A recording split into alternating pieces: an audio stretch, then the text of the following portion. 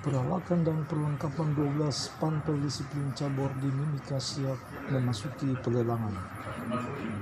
Rekomendasi 12 panitia pelaksana disiplin cabang olahraga akhirnya sepakat perbaikan yang bisa direkomendasikan kepada PB PON 20 Papua Sabtu 7 Februari malam dalam rapat koordinasi terakhirnya bersama Panpel Cabur dan Sub PB PON 20 Klaster Mimika.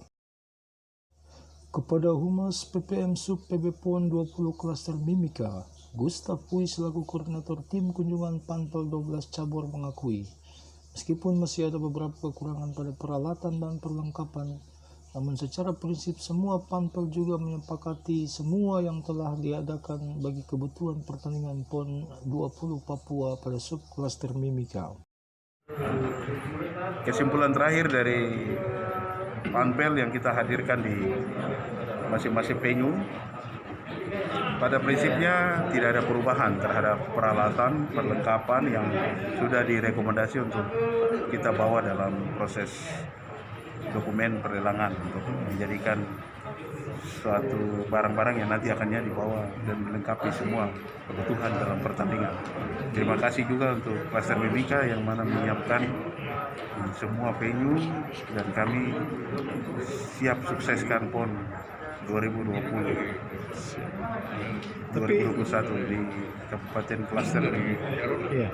Semua yang direkomendasikan tadi juga akan jadi catatan untuk perbaikan. Ada beberapa, tapi untuk sebagian besar peralatan dan perlengkapan tidak ada masalah. Cuma hanya ada pengurangan karena sudah di existing sama pemerintah daerah dalam hal penyiapan venue, mungkin ada terpasang beberapa AC.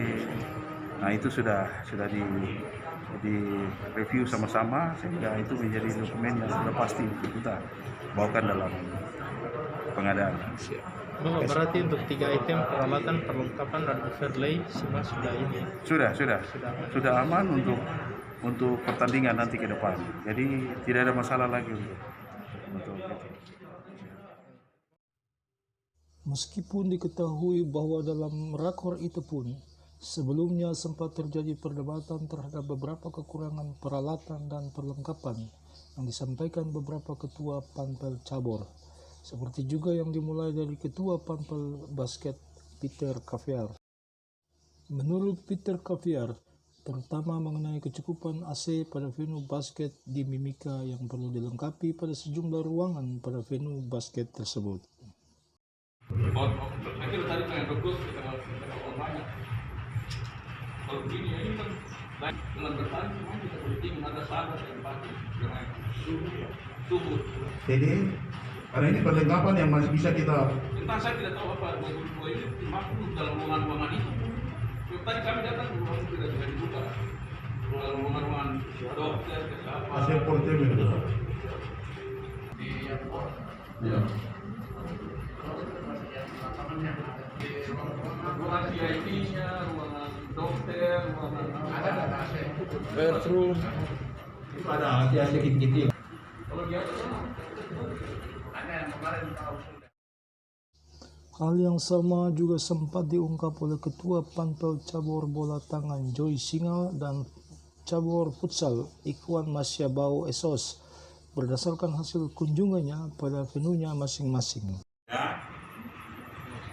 Yang 5 PKI masing satu. Yang 5 PKI berdiri standing. Nah itu yang dilihat. Iya. 8. Harus 10 berarti kurang 2. Untuk ini itu yang dari Pak. Semua saran usul itu pun ditanggapi bijak Sekum Sub PB PON 20 Klaster Mimika Cesar Atunya, bahwa pada prinsipnya pada venue-venue tersebut dibutuhkan AC agar atlet tidak mengalami dehidrasi seperti pada venue basket dan futsal yang dinilainya memang sangat tertutup dan kekurangan udara bebas, sehingga dikatakan tentunya bahwa semua hal itu akan menjadi perhatian untuk dikomunikasikan segera kepada Ketua Umum Sub PB PON 20 Klaster Mimika bahkan PB PON 20 Papua.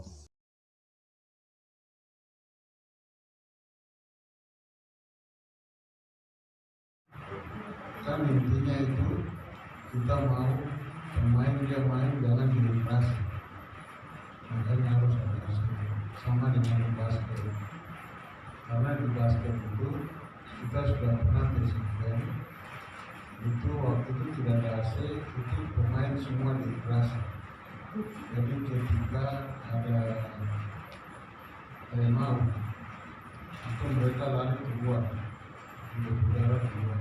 Nah, kondisi yang sama di basket dengan di futsal. Basket itu masih ada banyak pintu ada di atas juga ada, cuma sirkulasinya ya tidak ada exhaust untuk in-out, jadi dia tidak normal.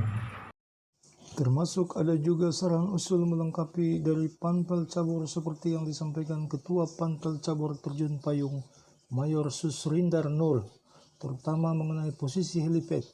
Jika diperkenankan dapat dibuat dua alternatif di Pemda Mimika dan atau di Lanut Johannes Kapiau. Berikutnya juga jika masih memungkinkan, apakah masih dapat didukung pembangunan gudang yang sementara akan digunakan sebagai gudang peralatan dan selanjutnya sebagai posko pengendali ruang udara. Bahkan selanjutnya juga soal utama terkait perlunya dapat dilakukan segera pertemuan antara TD, panitia pelaksana dan pihak aviasi untuk melakukan sinkronisasi koordinat atau ruang udara mana yang harus dibagi untuk ketiga disiplin cabur pada aerosport ini. Yang pertama Pak, masalah helipad. Untuk helipad itu memang ada kekurangan dan kelebihan ketika kita nanti memasang helipad itu di venue di kabupaten. Terus akhirnya tadi kita bersepakat untuk jika masih diperkenankan dari BB Mimika atau untuk dari pertandingan, kita buat helipad ada dua alternatif, satu di Lanut, satu di kantor kabupaten. Satu untuk efisiensi dan efektivitas waktu, sehingga nanti ketika proses untuk loading atlet itu bisa efektif, karena kalau hanya di kabupaten saja kami takutkan ketika nanti pada acara kegiatan itu parking stand atau tempat parkir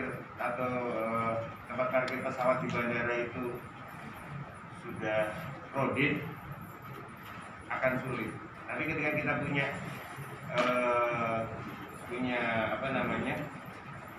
helipad di Lanut juga untuk refueler atau untuk apa, jadi bisa dari sana, kemudian bisa untuk ketika nanti atlet sudah siap bisa kita angkut ke situ. Dan kemudian kita juga belum berani menentukan atau merekomendasikan apakah Karakal itu nanti bisa kita tempatkan di situ, karena butuh diskusi yang lebih mendalam. Terus yang kedua,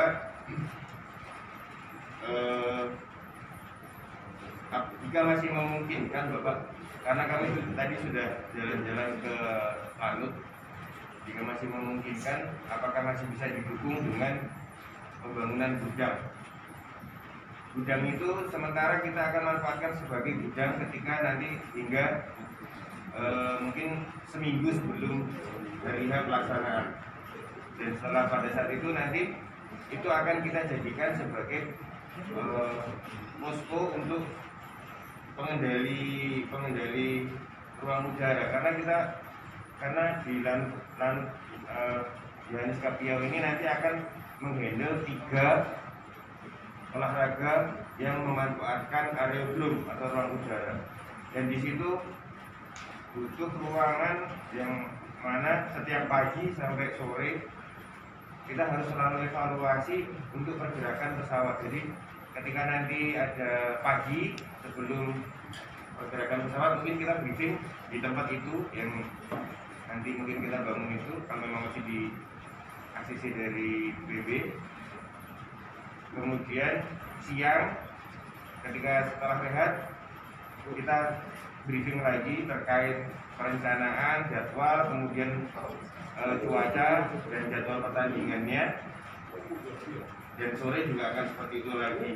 Dan harapannya ketika pertandingan PON ini sudah selesai, nanti tempat tersebut dapat dijadikan sebagai sekretariat FASI yang mungkin bisa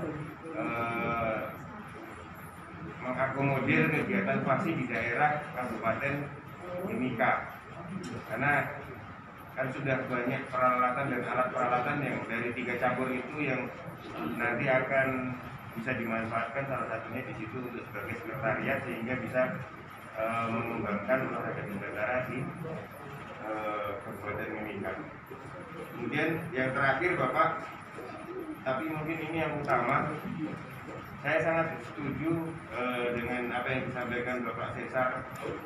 Utamanya di kami mewakili 3 cabur ini Bapak. Sesegera mungkin kita berkumpul antara technical delegate, panitia pelaksana, lalu dan pihak aviasi. Karena ini harus kita sinkronkan kembali koordinat atau area ruang udara mana yang kita bagi-bagi untuk ketiga cabang olahraga ini Pak. Karena mohon izin kalau di udara kita nggak bisa ngerem sandaran di tanah. Jadi itu mungkin kita pertimbangkan biar ruang udara yang dimanfaatkan masing-masing cabur ini tidak saling bersentuhan. Itu Airnav kemudian dengan NAVCO Bapak, kemudian aviasi dengan Lanut, kemudian juga dengan bandara yang beroperasi di sini. Kegiatan Rakor Panpel Cabur dan Sub PB PON 20 Klaster Mimika akhirnya ditutup dengan ungkapan terima kasih dan permohonan maaf, terutama juga atas belum sempat hadirnya pimpinan daerah Kabupaten Mimika atau Bupati Eltinus Omaling selaku Ketua Umum Sub PB PON 20 Klaster Mimika dalam kesempatan Rakor ini. Ketua Bidang 2 Sub PB PON 20 Klaster Mimika yang juga Asisten 1 Setda Kabupaten Mimika Julianus Sasarari juga menyampaikan motivasi dan semangat kepada Panpel Cabur untuk tetap semangat dalam menghadapi segala kemungkinan memasuki pelaksanaan PON 20 Papua di tahun 2021 ini. Ini menjadi catatan bagi kita semua. Kami dari Sub PB PON Mimika menyampaikan terima kasih bersama dengan teman-teman yang hadir. Kami juga menyampaikan permohonan maaf kepada Bapak Ibu semua, bersama teman-teman dari PB PON Papua, di mana pertemuan kita hari ini juga yang pernah hadir juga Bapak Bupati sebagai Ketua Umum PB PON, Sub PB PON Mimika dan Ketua Harian, sehingga kita sama-sama mendapatkan gambaran dari penjelasan Pak Koordinator tadi bagaimana kita bisa sukses di Mimika sebagai salah satu klaster dari 10 cabang olahraga yang tadi disebutkan. Sehingga sekali lagi di tempat ini saya menyampaikan mewakili Sub PON Mimika, saya menyampaikan maaf. Juga kami menyampaikan terima kasih kepada Koordinator Mobilisasi Peralatan dan Perlengkapan oleh PON Papua bersama dengan Ketua Panpel masing-masing cabur yang telah hadir di Mimika untuk kita bersama-sama berkoordinasi atas persiapan Mimika sebagai salah satu klaster daripada 9 cabur dan 10 cabur yang di 12 cabur yang dipertandingkan di Mimika. Sehingga pada kesempatan ini sekali lagi kami menyampaikan terima kasih. Sejak tadi sore jam 6 kita bisa bertahan sampai sekarang sudah jam 11 lewat 12 menit. Tuhan memberkati kita semua, kiranya apa yang menjadi kerjaan kita semua, tanggung jawab kita bersama akan menjadi kenyataan bagi kita di tanah Papua, di semua daerah yang menjadi tempat dilakukan PON Papua yang ke-20 ini di tahun 2021. Kita berdoa supaya pandemi COVID yang sebentar masih terjadi di Indonesia, di Papua, tidak menghalangi rencana besar bagi perkembangan kemajuan olahraga di Provinsi Papua. Itu saja yang kami sampaikan. Selamat malam untuk kita semua. Amalong. Di bawah WTV. Satu, dua, tiga. Sekali lagi, satu, dua, tiga. Satu, dua, tiga. Salam olahraga. Jaya. Papua juara. Ini